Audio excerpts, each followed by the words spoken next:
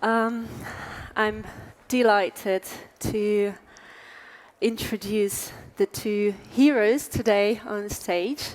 Um, Roaya Saleh, the owner and the chef of her own amazing brand, a restaurant, Villa Mamas in Bahrain, Abu Dhabi, London, and soon in Riyadh. Yes. So it's a small but still an empire of yours already. Thank you.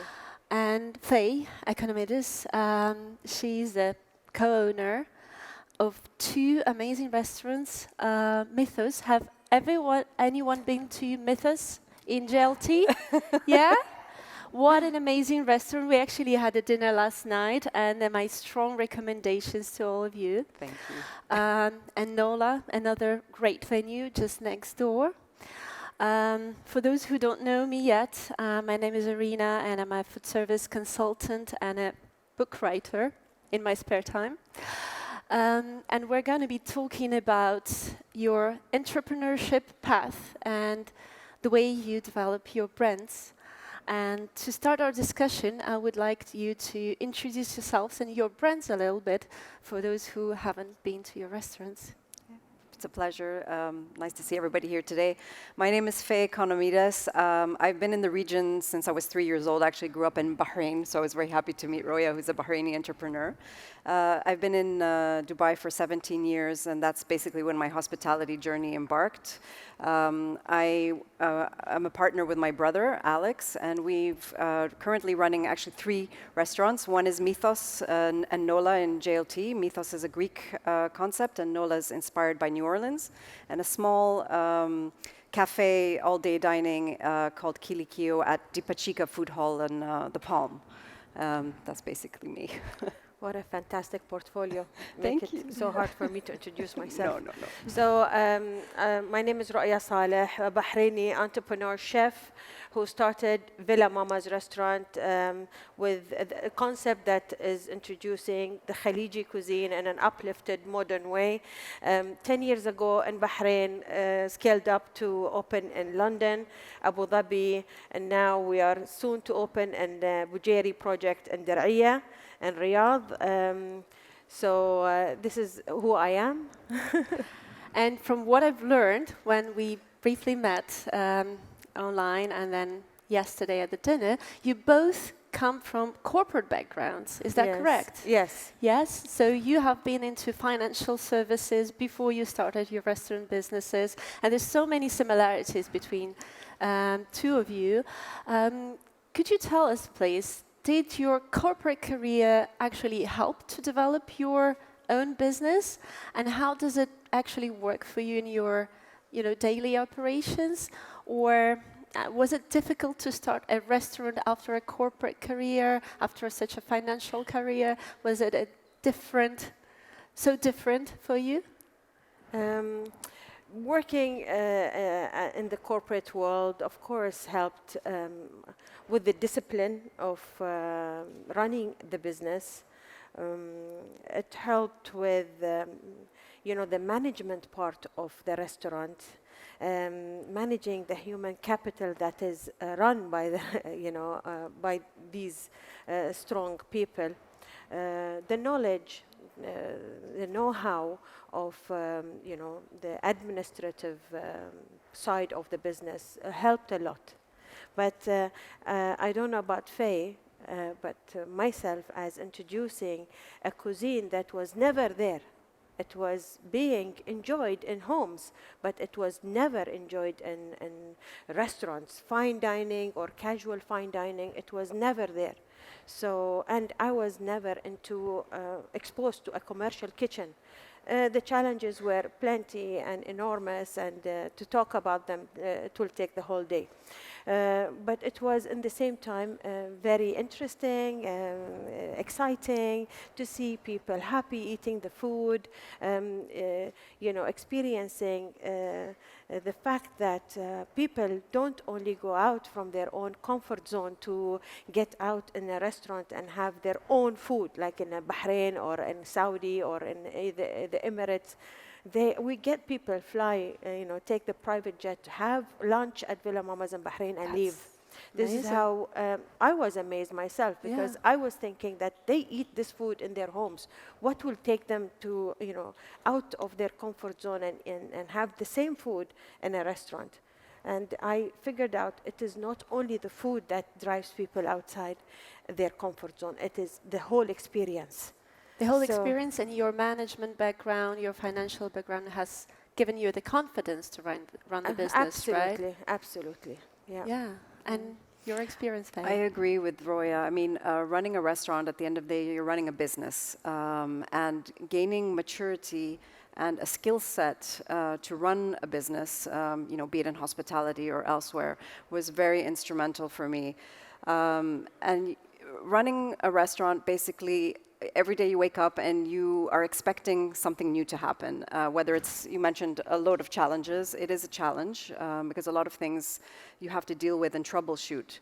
So having the structure, the skill set, being able to lead, being able to set examples for your team, being there day in, day out with the right skill set, whether it's financial, marketing, sales, a lot of things that you learn in a corporate background that are helpful. And in fact, when I speak to younger people who are interested in exploring their passions and doing something new, I always recommend, put in 5 years in a corporate environment. You will learn, like you said, discipline. You will learn the skills that you need, and you get the stamina to deal with all the challenges that appear when you set up and continue running the business. Yeah, I actually feel the same because I've been in the corporate career for 8 years before I started my business. And there's a lot of similarity between three of us, I guess. And there's another thing that's so similar in your businesses is that both of your businesses are very much connected to your cultural backgrounds. You run a Greek restaurant, being a Greek yourself, and you, Roaya, run a Bahraini restaurant, Bahraini concept. Yes. How does it feel to be running a concept that is so much linked to your roots? Is it easier or more difficult, or is there more responsibility? How does it feel? It feels happy, it feels love. Staying authentic to the idea, the concept itself, I mean, was created based on the love of this cuisine. So staying authentic, staying real, developing it, staying around it, not trying to recreate and mess up with this type of food, keeps people happy. I can see the smiles of people having the food and continuously, repeating their visits, says a lot. Gives me the confidence that I shouldn't change. I should just keep it real, authentic, stay,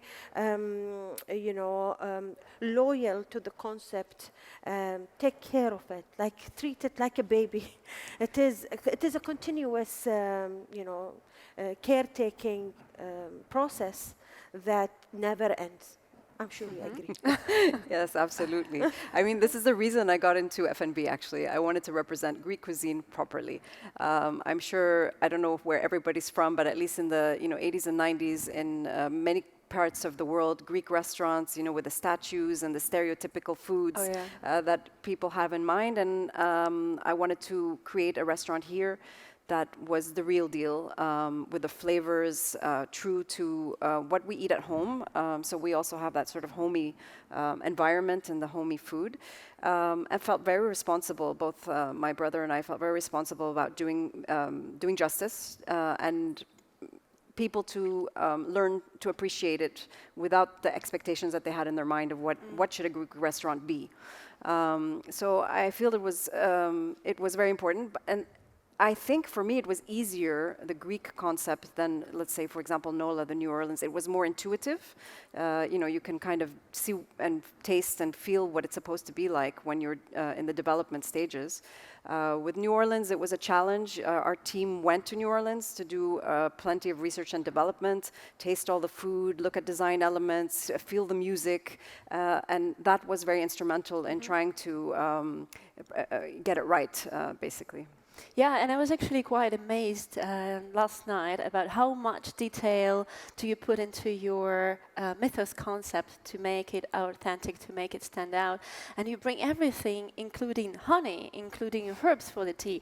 I was just blown out by what you're doing. But still, the other concept, the New Orleans concept that your team has created, you have managed to understand the culture well enough in order to create these ambience. Was it difficult to understand another culture? How did it work for your team? I wouldn't say difficult, but comparing it to your own culture, there are more steps that you have to take, more research, immerse yourself. We were immersed really to try to keep it authentic as well, so that when you go there. Can I just add something? Yeah. I mean, speaking about myself, or Faye, from a Greek background or from Bahraini Persian background, if anyone of the guests would try and argue with me regarding a spice or regarding the taste of the food, I would be upfront and more confident as answering that question, and her too with the Greek food, but introducing Latin food or a different food that is out of her comfort zone, she would be doubtful, like oh, maybe you're right. Yeah, it's a little bit more of a risk. That's quite true. Yeah, I mean, you do something that you feel like you belong to. You feel so much more confidence in delivering that to the people. Yeah. Great. And to move forward, let's talk about the brand building and what makes a brand so special, so successful. So what are the three, let's say, pillars of a successful brand for you, Roaya, and for you, Faye? For me, it is definitely investing in the business. Growing the business, believing in it, and believing in the human capital that is running the business. We've scaled up. If we didn't have the right management that takes care of the different locations, being a standalone, equity, we would struggle. We have built a brand that really, truly is based on the ethos and building this ethos within the group. So no one has one little tiny doubt about, the concept and how and where it should go. So yes, we continue receiving challenges. We continue, having difficulties, but we are on top of the business, and we run it with so much passion, with so much love, understanding it and taking it forward. So basically, your secret of success number one is a strong, committed, and passionate team that you believe in, right? Absolutely. Yeah. Amazing. And Faye? I agree. I call them the brand tribe. There's a whole tribe that supports the brand. It's not just me. It's incredible, and they need to make sure, and they really feel it as well, that the customers get the experience of the brand from the first point of entry till when they leave. And another thing pillar that I believe in, which is a challenging one for people to get right, is consistency. Consistency. Being able to deliver the same experience every single day, consistently over a long time, is a challenge, but it's very important for people to have trust in the brand. That was actually a part of our conversation last night when we were talking about how do you ladies change your menus, do you have to change them often? And Faye, you shared that you don't really change the menu that often because of consistency, which is becoming the key for your brand's success. Absolutely. Yeah. Yeah, and you can sense that in your restaurant, really. So the team, the strong and empowered team, and consistency, and I guess authenticity that you both been speaking about previously are the three major success drivers for you. Do you have anything to add? Not really. Being in this region, having to build the experience of fine casual dining. It was a challenge 10 years ago. It's not anymore. People are more conscious. People are now more aware of the experiences that they are going into. So I'm glad about this change, and I'm glad that we are part of GRIF. Agree. Wonderful. So there's another thing that is so common between you. You are both female leaders, female brand builders, and business owners. What is so special about female-led brands for you, and how do you nurture the culture of empowerment within your teams?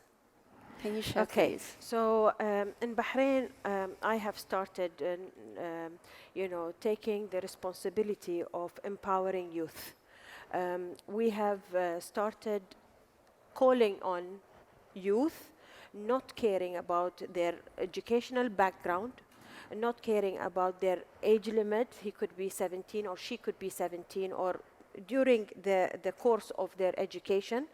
Call them in, mentor them, train them, uplift their skills, and then give them the opportunity either to continue with Villa Mamas wherever we are, or we can then, strengthen their skills to be able to work with other groups. So we have been working very hardly with this, and now in Saudi Arabia, mashallah, we have now attracted 40% of our workforce from Saudi youth, both male and female, which is making me so proud. And I would like to eventually one day make it 100% Saudiization. I believe that female involvement in a business, customers are by default going to be 50% female, and decision-making, female decision-making helps to make sure your product and your service is addressing the needs and wants of that segment of the population. I also think women have strong intuition, and that shows across all kind of positions in the company. From our side, I've been trying to be a sort of ad hoc mentor to the women that are working in our company, which I've decided that I want to make more formal in 2023, to have a sort of formalized mentorship program for women that are working in our company. But in general, I think it's a good thing, a positive thing, to have females involved in the restaurant process, whether it's designing, whether it's menu development, whether it's marketing. It can only be beneficial for the business.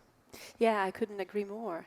I guess my final question for you both is, first of all, Roaya, when are you opening in Dubai? And in general, what are your plans and views on your brand's development? What is your geography? How do you dream about it? Every market worldwide has its own uniqueness about it. I couldn't be in London without, offering, alcohol. I couldn't. It was impossible. Especially that I wanted to introduce our cuisine to the European palate. My aim was very clear from the beginning, to introduce this to the European palate, and I couldn't not offer that, part of the business. As well as in Europe, people are more into tapas.